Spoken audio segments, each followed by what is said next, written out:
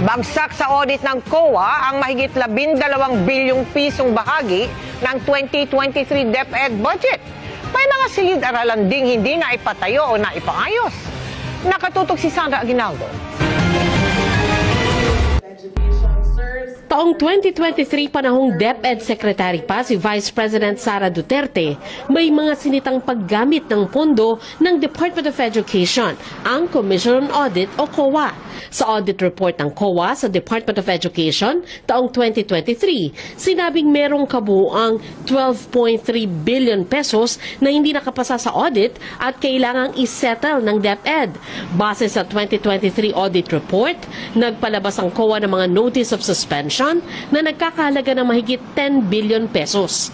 Mga notice of disallowance na nagkakahalaga ng 2.2 billion pesos at mga notice of charge na nagkakahalaga ng 7.38 billion pesos. Ayon sa COA, ang notice of suspension ay mga transaksyon o account na mukhang iligal, hindi nararapat o irregular kung hindi ito may papaliwanag ng husto. Nagpapalabas naman ng notice of disallowance ang COA kapag hindi nakapasa sa audit dahil illegal, irregular, magarbo at iba pa ang pinagkagastusan. Nabibigyan naman ng notice of charge ang isang ahensya kapag kulang ang revenue o receipt na kailangan matanggap ng ahensya dahil sa kakulangan ng appraisal, assessment o collection.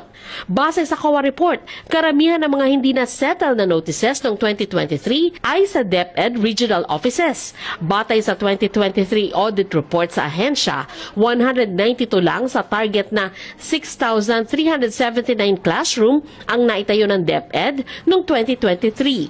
Sa 7,550 classroom naman na dapat i-repair noong nakaraang taon, 208 lang ang natapos. 2,135 ang kasalukuyang nire-repair, habang 5,207 ang hindi pa sinimulan.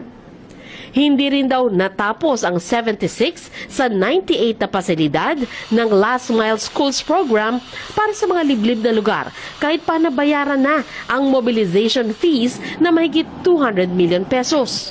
Wala pang komento ang Office of the Vice President sa ngayon. Sa isang statement, sinabi naman ng DepEd na may printed copy sila ng report mula sa COA audit team.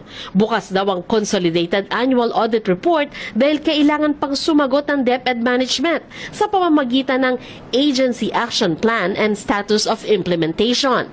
Nagsasagawa raw sila ng consultation at coordination sa mga regional offices para dito. Magsusubite raw sila ng tugon sa COA sa katapusan ng Oktubre. Para sa GMA Integrated